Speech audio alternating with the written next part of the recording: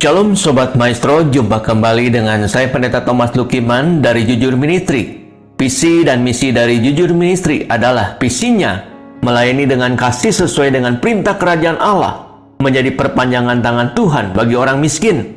Misinya membantu mensejahterakan masyarakat yang miskin, membangkitkan empati bagi orang tua dan anak-anak muda yang memiliki gaya hidup berbagi dan memiliki hati yang berkemurahan. Baik, sebelum kita akan mendengarkan perenungan firman Tuhan, kita akan memulainya di dalam doa. Bapa, di dalam nama Tuhan Yesus, kami mengucap syukur bila hari ini kami boleh menerima segala kebaikan-Mu dan anugerah-Mu yang berlimpah-limpah di dalam setiap kehidupan kami. Melalui perenungan firman Tuhan ini, kami boleh lebih mengenal akan pribadi-Mu. Kami membuka hati dan pikiran kami siap untuk diberkati oleh kebenaran firman-Mu. Di dalam nama Tuhan Yesus, amin. Sobat Maestro, tema firman Tuhan hari ini, harapan yang baru. Kita mungkin tidak bisa menyiram bunga yang layu agar mekar kembali. Namun kita bisa menanam bunga yang baru dengan harapan yang baru tentunya. Di dalam Yesus Kristus selalu ada harapan yang baru dan harapan yang tidak pernah mengecewakan dalam hidup kita.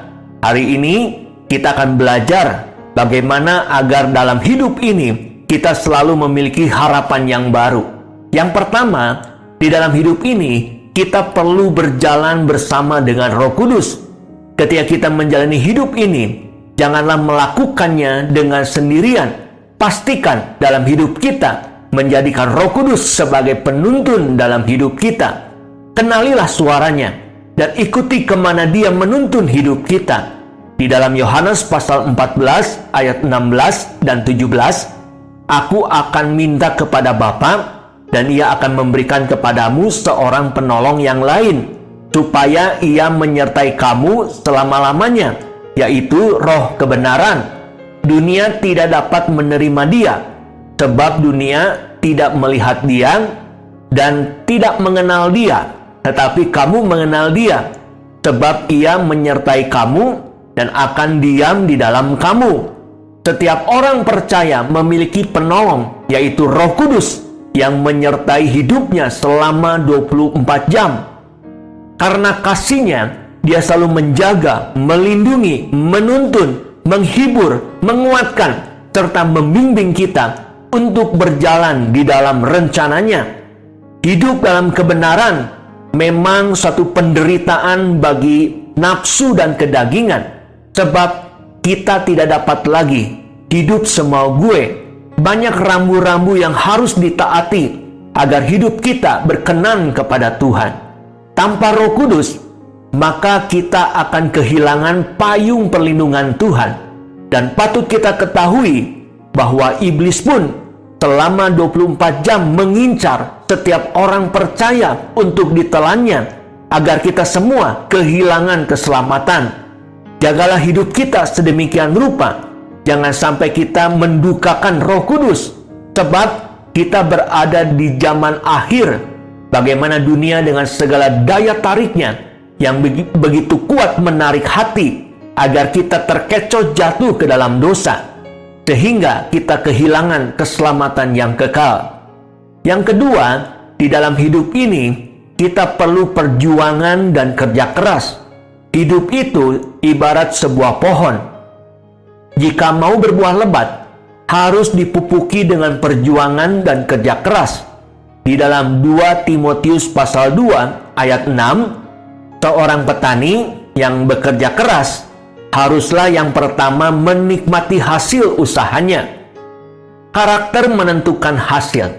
Orang yang bergantung pada kasih karunia Tuhan lalu tidak melakukan apa-apa, maka hidupnya tidak akan pernah berhasil. Ada bagian kita dan ada bagian Tuhan.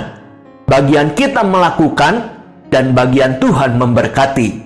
Sehingga setiap pekerjaan apapun yang kita kerjakan, jika diberkati Tuhan, pasti berhasil. Sangat lumrah dan normal jika orang yang berhasil menikmati hasilnya. Jadi, setiap kita bila melihat keberhasilan orang lain, kita tidak boleh iri hati. Yang ketiga, di dalam hidup ini, jangan pernah berpikir untuk menyerah. Di dalam 2 Korintus pasal pertama ayat 9, bahkan kami merasa seolah-olah kami telah dijatuhi hukuman mati. Tetapi hal itu terjadi supaya kami jangan menaruh kepercayaan pada diri kami sendiri, tetapi hanya kepada Allah yang membangkitkan orang-orang mati. Di dalam kehidupan, banyak sekali dipengaruhi oleh pendengaran dan penglihatan. Itu sebabnya, saringlah kedua panca indera kita dengan firman Tuhan. Maka kita pasti hidup dengan keadaan baik. Seburuk apapun hidup kita hari ini, ingatlah, hari-hari yang sudah kita lalui, semuanya tetap bisa kita lalui dengan baik. Sebab Tuhan tidak pernah meninggalkan kita. Dia tetap menjaga, memelihara, dan membela kita. Yakinlah bahwa kita semua adalah milik Allah. Dialah yang akan membela dan menjaga kita. Segala kemuliaannya senantiasa menyertai hidup kita sampai selama-lamanya. Patahkan segala intimidasi iblis bahwa aku sanggup mengalahkan segala masalah pergumulan dalam hidupku. Sebesar apapun masalahku, Tuhanku jauh lebih besar dari masalahku.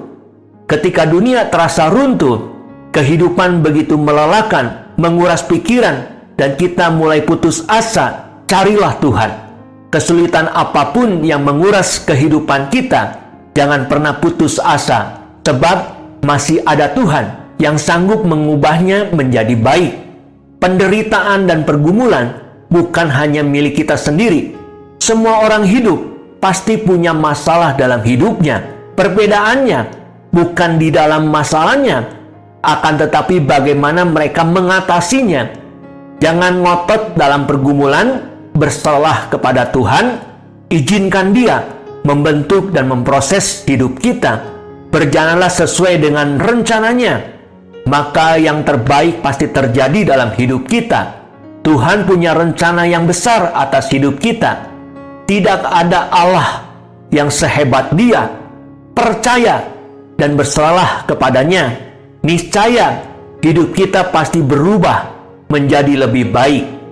Segala kekeringan dan kegagalan akan diubah oleh Roh Kudus menjadi keberhasilan. Dia Tuhan yang sanggup menolong hidup kita sesuai dengan waktunya. Saat kita berpikir untuk menyerah, tengoklah ke belakang. Ternyata sudah banyak rintangan yang kita lalui. Ambillah keputusan yang bijak, maka kita pasti berhasil. Sobat Maestro, demikianlah perenungan firman Tuhan pada hari ini. Dan saya akan akhiri perenungan firman Tuhan hari ini di dalam doa.